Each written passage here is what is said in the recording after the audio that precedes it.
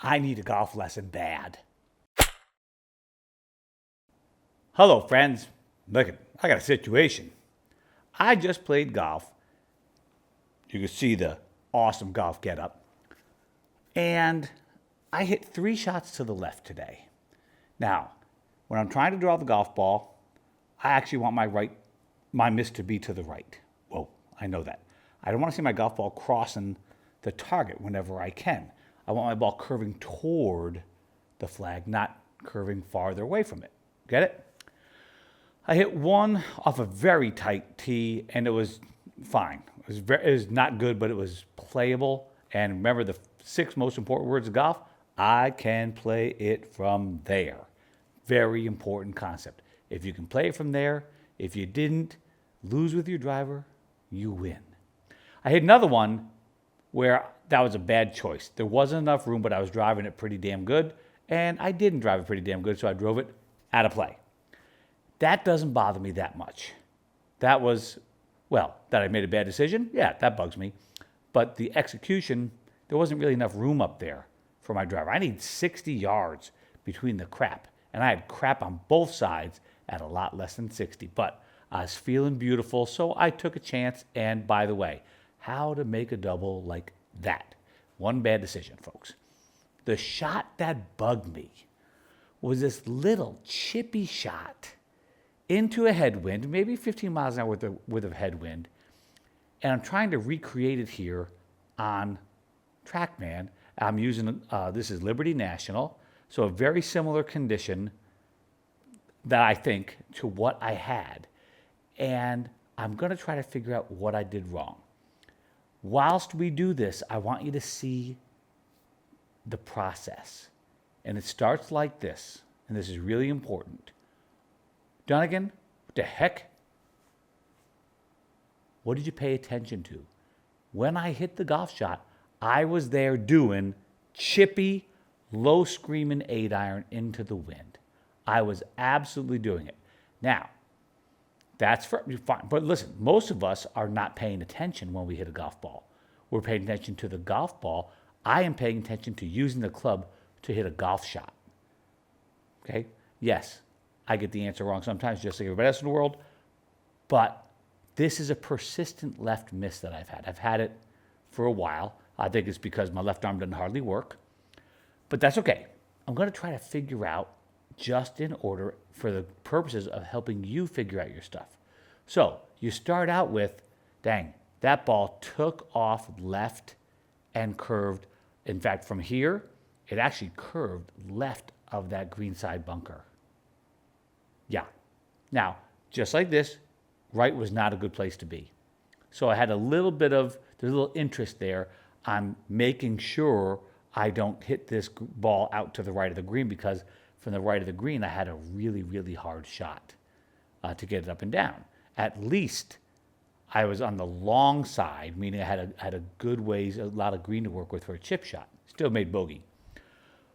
But it was the way the shot that came off. And now we got to make sense. All right, Dunigan. Man, this ball took off left and curved really far left. Now, took off left, we would know, right? So you ask, what's wrong with the golf ball? Took off left, curved left. How could that golf club make that ball do that? Let's talk about that. So I have a golf stick, not unlike your golf stick, okay? It has a club face. The club face tells the ball where to take off. Very much so. It's not 100% club face, but let's say that 75% of that takeoff direction is club face. More loft, it goes closer in between. Driver, club face. Okay? I hit an 8-iron, man, but it was a specialty shot. Okay, it was a specialty shot in that, especially when I practice in here, I hit a total of 0 in between shots. Now, wait a minute here. Wait a minute. Dunigan, are you saying that you're actually not practicing any of the shots that you need to play golf? In fact, unfortunately, I am. Turns out when you do play golf, it's never seeming to be a perfect 155 8-iron. Never. It's always sort of in between. So when I'm hitting this shot, I'm going to see what could go wrong. Okay? What on earth could make me hit this ball? And I struck the ball really solid. Most of those pulls I hit are solid. I know the club face is closed, but I really don't know why or if a whole path and face went left, which would be really dangerous, wouldn't it? Okay, so let's hit a golf shot. Now, I'm going to find, I got it at 150. It's a little bit uphill. I'm going to find out if this is the right one. Right now, there's only 2 miles an hour worth of wind. Let's just see. All right, well, that didn't suck. Right up next to, ooh, yes, I have it set for very firm. Okay, because I'm making it really hard because I want to make sure that my own lovely daughter is learning how to put some spin on this golf ball. All right, so fine shot, no problem. It was 6 yards from the pin. Okay, now I got to turn the wind on. Okay, now we have 15 miles an hour into the wind.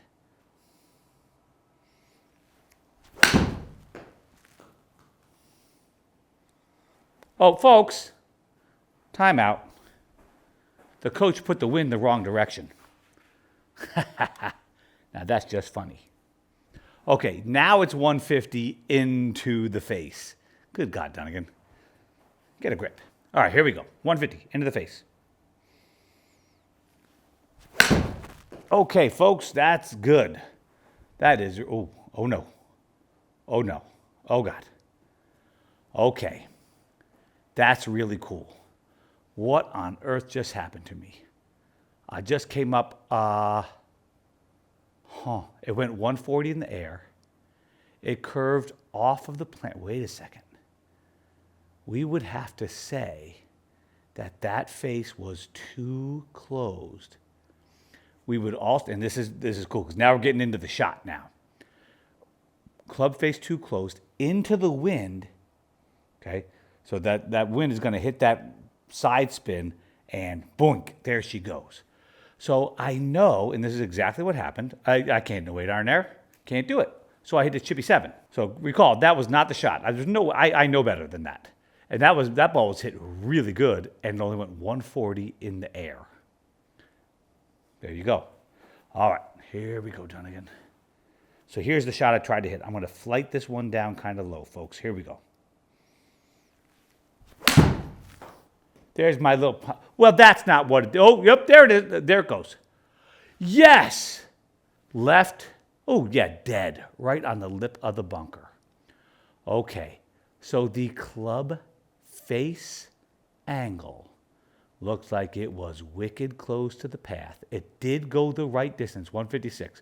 With this hole location up front, I would like to go a little bit past the hole. Okay, I would like very much not to be in that bunker. All right, now, I'm going to try to figure this out by getting the face to path less difference. I am obviously closing that face, even though I wasn't trying to. Interestingly, I was closing the face and hitting a low shot. Usually, de-lofting the club face keeps it from closing. Well, apparently that's not true. So now we got to go on a fact-finding mission. All right, let's see. Okay. I know that sometimes I can get real quick. That's a tendency of mine with rolling this thing over. Okay, let's see. I'm going to try to slow down the club face a little bit. Just by, actually, I'm going to squeeze on this thumb as I go through the golf ball like this. Instead of letting it go this way, I'm going to just squeeze on that thumb, hit this little low squeezy shot.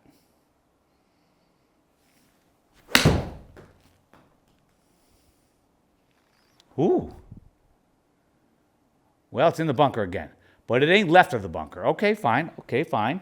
Now, if this persists, what are we going to do? Well, we're in the studio here, so we're going to actually open up that dang video system. So I definitely had less difference face to path. I'm just getting eaten up by the wind, folks. All right. Now this, by the way, since I got that face to path just down by 3, we know that the face was 1 degree left at when the ball left it. Okay, we call that separation. All right, Dunigan, here we go. One more try.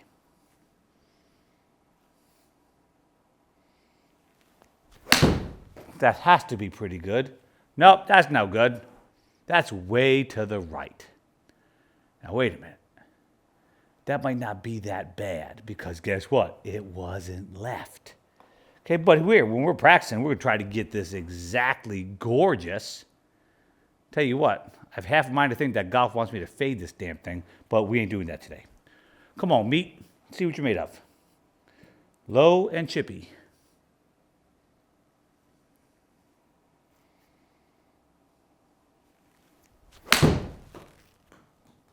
I can't dislike that one, I don't think.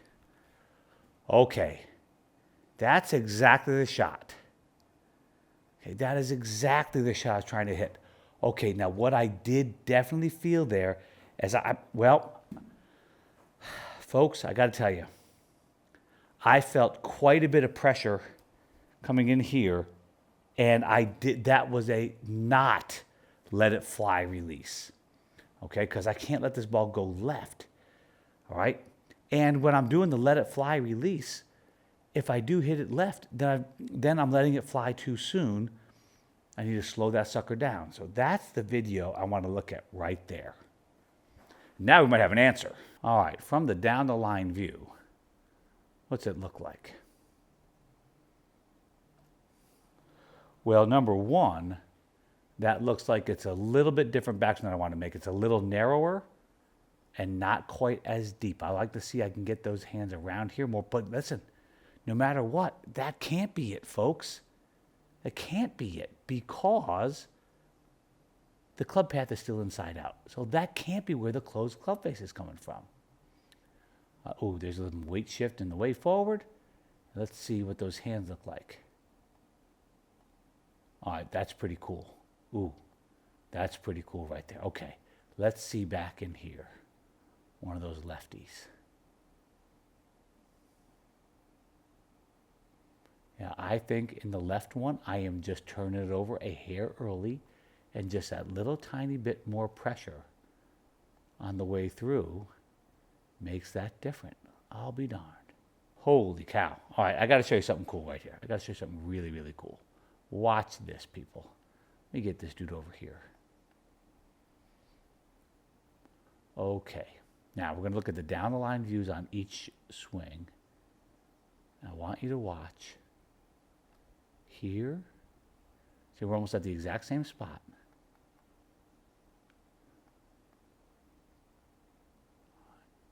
It looks to me like the clubs move more around me.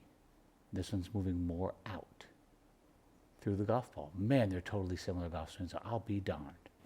So now I have a cool idea. Okay, hold on a second. I felt something, right? So we create a hypothesis. It's a club face problem. Now, having TrackMan to see what the face and path are doing, it's kind of cool. But if you understand, the ball takes off toward the face and curves opposite the path. The face sends it, the path bends it, is a nice way to remember it. We would know that it's a club face thing. Now, I forgot to tell you something. Always check the stupid stuff.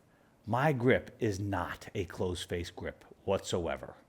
Okay, it's not, and my club face is never closed at the top of my swing. Okay, the ball is hit super solid. So the stupid stuff checks out. Okay, the contact is there. It's the takeoff, right? Stupid stuff. What's the contact? Could be fat, thin, perfect, high or low, centered, all that good stuff. Takeoff. It's all about the face. And then curve is path relative to face. Into the wind, you want to hit a golf ball with very little curve or aim it much differently. But the thing is, I know that wind is chaos. You can't trust it. Right? I understand. Leach Reader said, let the wind be your friend, which is a real good way of looking at it. But we got to make it a little bit simpler. So into the wind, I'm going to try to hit the ball straighter. If I have to, if I have room to bend it, then I will. But I know it's going to bend a lot. Does that make sense? Now, we have discovered that the problem is club face. We know it's not closing the way up. We feel like it's a little bit, right? You're creating our hypothesis. Where is this coming from? That club face, folks, it ain't turning itself. This guy is turning it. It does. And by the way, my sock was not too loose. So I've got to figure out how I'm turning that, right? And I can actually feel that club kind of flashing too fast through the golf ball, right? I can feel it. So I need to just get that to be a little later, and there was a cool feel. Hypothesize. I got a problem. Going left, Rossi. Come up with a hypothesis, right? Problem, hypothesis, test it. That's the part where people are failing on me. They don't test it. They black out. I actually had a student say that this weekend. Oh man, I'm sorry, I just totally blacked out. Well, okay, that happens a lot more than you'd think. Then, the last thing though, is evaluate. Did you do it first? Did you do it? I tried to, but I didn't. Fine, try again. Okay, maybe exaggerate it more. Then you can go ahead and go, you know what? The hypothesis is no good. I really did it. The video said that I did it. Can't always trust your field, mind you, okay? But the video says, yeah, damn good, Dunigan. I felt it. It worked. There we go. There's your solution. And now I have to kind of get that feel and keep it, especially when I'm in between clubs.